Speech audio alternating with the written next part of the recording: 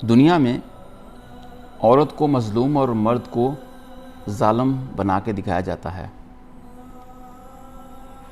عورت کے میری آبزرویشن کے مطابق 3 بہت بڑے دشمن ہیں، جس میں مرد کا نام کہیں نہیں آتا۔ اس سے پہلے میں آپ کو یہ بتانا چاہتا ہوں، جس معاشرے نے میری تربیت کی ہے اس معاشرے میں عورت کا بہت بڑا کردار ہے۔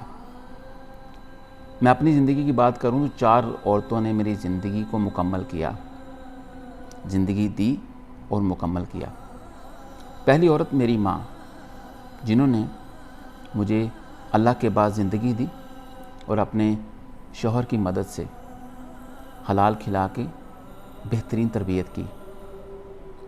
دوسری عورت میری بہن، جس نے مجھ سے جھگڑا بھی کیا، پیار بھی کیا، سپورٹ بھی کیا اور میری طاقت کا احساس بھی دلایا۔ اور میری بیوی، جس نے آ کے میری زندگی میں رشتے مکمل کیے ہیں۔ اور میری بیٹی، جس نے میری زندگی میں آ کر خوبصورتی کو مکمل کیا، احساس دلایا کہ زندگی خوبصورت بھی ہو سکتی ہے۔ یہ ہیں وہ 4 عورتیں جنہوں نے میری زندگی کو مکمل کیا اور خوبصورت بنایا۔ ان کے بغیر میری زندگی نامکمل ہی نہیں بلکہ ناممکن تھی اور ہے۔ یہ کیسے ہو سکتا ہے کہ اگر میں ان سے مقابلہ کروں اور ان سے برابری کرنے کی کوشش کروں، یہ میرے سے برابر نہیں ہو سکتے۔ انہوں نے میری زندگی بنائی اور یہ ہمیشہ میرے بہت اوپر رہیں گی۔ دوسرے رخ میں اگر دیکھیں تو کہتے ہیں کہ عورت مظلوم ہے۔ ہماری عورتیں مظلوم نہیں ہیں، وہ بہت طاقتور ہیں۔ ان کو اپنا حق پتہ ہے اور اپنی ذمہ داریاں بھی پتہ ہیں، اس لیے وہ مظلوم نہیں ہے۔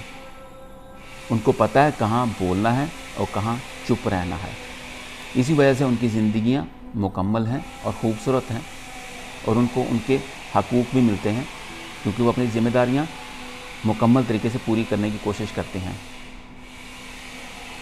اور دوسری طرف دیکھیں کہ عورت کے 3 بڑے دشمن کون ہیں، بلکہ ناکام عورت کے 3 بڑے دشمن کون ہیں۔ پہلا جو عورت کا سب سے بڑا دشمن ہے وہ ہے دوسری عورت۔ جی، آپ نظر گھما کے دیکھیں، آپ کو مرد عورت کا دشمن نظر نہیں آئے گا۔ مرد کی زندگی میں جو خوبصورتی ہے وہ عورت کی وجہ سے ہے، جیسا کہ میں نے بیان کیا۔ عورت کو دوسری عورت ناکام کرنے کی بے حد کوشش کرتی ہے۔ سب سے بڑی دشمن دوسری عورت ہوتی ہے۔ اور دوسرا سب سے بڑا دشمن جو عورت کا ہے وہ ہے اس کی اپنی زبان۔ اس کی اپنی زبان اس کو عظیم انسان بھی بناتی ہے اور ناکام ترین انسان بھی بناتی ہے، اور گھر کو بنانے میں کردار ادا کرتی ہے اور گھر کو اجاڑنے میں بھی کردار ادا کرتی ہے۔ یہ تاریخ ہوا ہے اس کے پیچھے۔ تیسرا جو عورت کا سب سے بڑا دشمن ہے وہ ہے اس کا اپنا منطق۔ اس کے ذہن میں ایک چیز بن جاتی ہے، سچویشن بن جاتی ہے، پھر اس کو بدلنا تقریباً ناممکن ہوتا ہے، اور اس کو بدلنے کے لیے اس کو کسی اور کی ضرورت نہیں پڑتی سوائے اس کے اپنے سوچ کی یا اپنی سوچ کی۔ یہ منطق آتی کہاں سے؟ یہ منطق آتی ہے آج کل کے ڈراموں اور فلموں سے۔ پہلی عورتوں میں یہ ایسا نہیں تھا۔ جب سے سوشل میڈیا آیا، ٹی وی آیا، فلم آئی، اس کے بعد یہ منطق بننی شروع ہوگی، جس کے اندر مختلف بگڑے ہوئے جو ڈرامے اور فلمیں دکھائی جاتی ہیں، جس میں ایک عجیب و غریب نظریہ پیش کیا جاتا ہے۔ اس سے ایک عورت کے دماغ میں منطق بنتی ہے، وہ منطق کی بنیاد پر اپنا گھر توڑ بھی دیتی ہے اور اپنی زندگی کے اندر پرابلمز کو ویلکم بھی کرتی ہے۔ یہ ہیں 3 بڑے دشمن ایک عورت کے اس معاشرے میں، بلکہ ناکام عورت کے۔ اور کامیاب عورت ان 3 چیزوں کو اپنے قریب بٹکنے بھی نہیں دیتی، اس وجہ سے وہ کامیاب ہے۔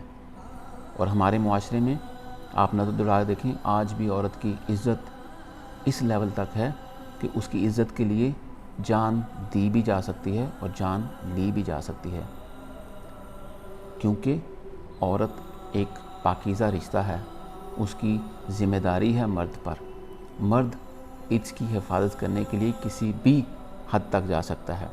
میں نے آپ سے اپنا تجربہ شیئر کیا ہے، اس کا مطلب یہ نہیں ہے کہ پوری دنیا میں بالکل ایسے ہی ہے۔ ایکسیپشنز ہوتی ہیں، دنیا میں کوئی بھی چیز 100% نہیں ہے۔ اللہ تعالیٰ کا قانون ہی ایکسیپشنز کی بنیاد پر ہے۔ میری زندگی ہماری عورتوں کے بغیر نامکمل ہے۔ اگر میں ان سے مقابلہ کرنے جاؤں تو مجھ سے کم علم اور کم عقل انسان کہیں نہیں ملے گا۔ اس لیے میں سوچ بھی نہیں سکتا کہ میں اپنی عورتوں سے مقابلہ کروں، ان سے برابری کروں، کیونکہ ان کے درجے بہت اوپر ہیں مجھ سے۔ اپنا خیال رکھیے گا۔